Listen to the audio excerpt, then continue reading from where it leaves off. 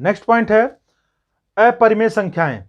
वे संख्याएं जिन्हें हम p बटे q रूप में व्यक्त न कर सकें उसे हम कहते हैं अपरिमेय संख्याएं। ठीक है, तो ध्यान दीजिए, जिसे हम p बटे q के रूप में व्यक्त न कर सकें, वहां कर सकते थे, लेकिन जिसे हम p बटे q के रूप में या अंश बटे हर के रूप में व्यक्त न कर सकें, वहां व्यक्त कर सकते थे, यहां व्यक्त न कर सके, उसे हम क्या कहते हैं? अपरिमेय संख्या कहते हैं या इरेशनल नंबर बोलते हैं। तो यहां एग्जाम्पल के तौर पे देखेंगे, जैसे करणी में 5 हो गया, करणी में 2 हो गया, करणी में 12 हो गया, करणी में 17 हो गया, करणी में 27 हो गया।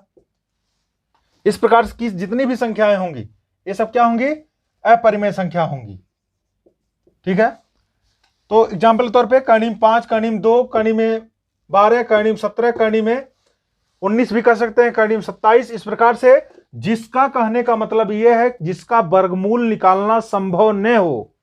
ठीक है, या जो कर्णी में संख्याएं आएंगी, ऐसा नहीं है कि सारी संख्या करणी वाली संख्याएं क्या है? अपरिमेय होंगी, नहीं।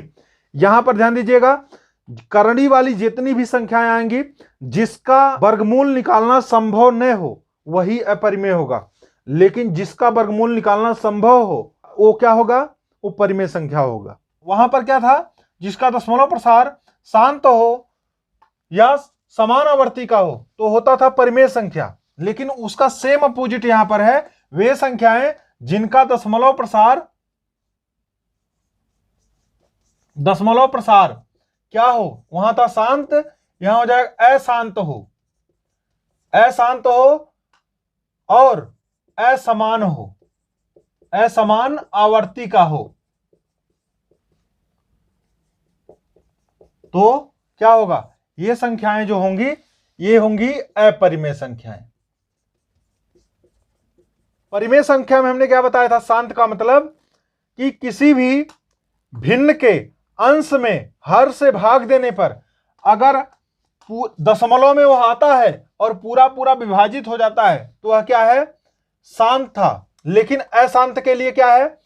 अगर किसी भिन्न के अंश में हर से भाग देने पर, अंश में हर से भाग देने पर अगर इसका मान जो है पूरा पूरा विभाजित नहीं होता है, अर्थात संख्याएं क्या है?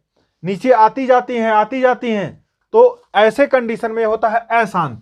दूसरा चीज असमानावर्ती का, वहां हमने बताया था कोई दशमलव के बाद जो संख्या आती है वह लगातार आती जाएगी और एक समान संख्याएं लगातार आएगी। अगर दशमलव 1 2 3 1 2 3 1 2 3 आएगा तो लगातार आएगा, लेकिन यहां क्या है? यहाँ पर जो दशमलव के बाद जो संख्या आती है, कहने का मतलब ये चेंज हो जाए, 1 4 3 4 9 6 9 2 इस टाइप से चेंज होता जाए। तो अगर समान का आता है तो समान आवर्ती का होता है, और समान नहीं आता है तो क्या होता है? असमान आवर्ती का होता है। यहां मैं कुछ संख्याओं को बोर्ड पे लिखूंगा और आप लोगों को बताना है कौन सी संख्या परिमेय है और कौन सी संख्या अपरिमेय है, इसको पहचानना है। ठीक है, तो यहां हम नोट में लिख देते हैं परिमेय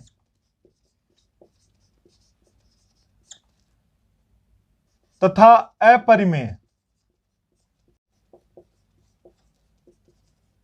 संख्याओं को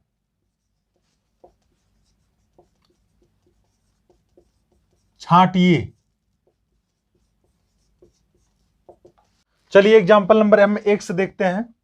दिया है 0.43434343। हमने आपको बताया था अगर कोई संख्या लगातार क्रमवार आती है तो वह क्या होती है? समान आवर्ती होती है। अगर कोई संख्या लगातार कोई संख्या क्रमवार आती है तो समान आवर्ती का होता है। तो देखिए यहां दशमलव 4 3 4 3 4 3 4 3 आ रहा है, 4 3 जो है लगातार आता जा रहा है, डॉट डॉट डॉट, मतलब इस प्रकार से आगे आती जाएंगी। इस प्रकार की संख्याएं समान आवर्ती की होती हैं, इसलिए ये क्या हो जाएगा? ये होगी एक परिमेय संख्या। सेम चीज यही है, यहां पर भी है, दशमलव 2 3 4 1 2 3 4 1 2 3 4 1, अर्थात 2 3 4 1 का ग्रुप बन रहा है यहां पे। ठीक है, तो यहां पर भी ये समान आवर्ती की है, इसलिए क्या हो जाएगा? ये भी एक परिमेय संख्या है। ठीक है, नेक्स्ट हमने बताया था अगर कोई संख्या जो है भाग देने पर इसका मान बदलता रहता है, अर्थात ये असमानावर्ती का हो, तो ऐसे कंडीशन में क्या होगा, एक अपरिमेय संख्या होगी। नेक्स्ट देखते हैं, अगर कोई संख्या हमने बताया था आपको दशमलव के बाद आने वाली संख्या अगर क्या हो, पूर्ण रूप से विभाजित हो जाए तो क्या होता है, ये शांत होता है, इसे हम शांत कहते हैं। कहने का मतलब भाग देने पर दशमलव के बाद जो संख्या आ रही है वो क्या है, पूर्ण रूप से। इसके बाद कहने का मतलब यह है कि दशमलव के बाद डॉट डॉट डॉट न हो, तो ऐसे कंडीशन में क्या होगा, एक परिमेय संख्या होगी। जीरो क्या है, जीरो भी एक परिमेय संख्या है, बहुत बार पूछा गया। जीरो पूछ ले या इसी को कभी कभी कंफ्यूज करने के लिए ऐसे देता है शून्य। शून्य क्या है, ठीक है, या ZERO लिख देगा, जीरो, ये क्या है, तो तीनों जो है परिमेय है। कहने का मतलब खाली लैंग्वेज चेंज किया है, तो शून्य जो है एक परिमेय संख्या है। अब देखिए ये पाई बहुत बार पूछा गया है, पाई का मान क्या होता है, पाई एक क्या है, परिमेय है क्या परिमेय है, तो ध्यान दीजिएगा पाई का मान होता है 22/7, ठीक है। 22/7 के बराबर नहीं होता है, के समतुल्य होता है, कि लगभग बराबर होता है। कहने का मतलब, तो यहां ध्यान दीजिएगा पाई एक क्या है, अपरिमेय संख्या है,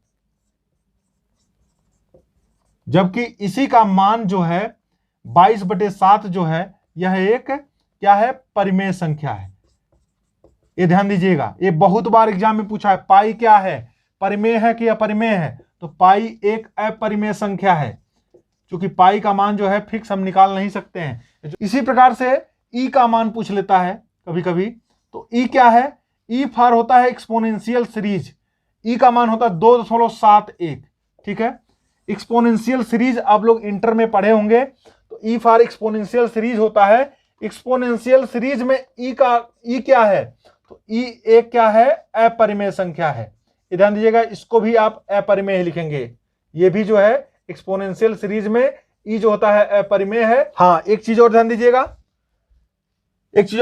पाई के खोजकर्ता कभी कभी पूछ लेता है, पाई के खोजकर्ता कौन है, तो खोजकर्ता जो इसके थे वो थे आर्यभट्ट।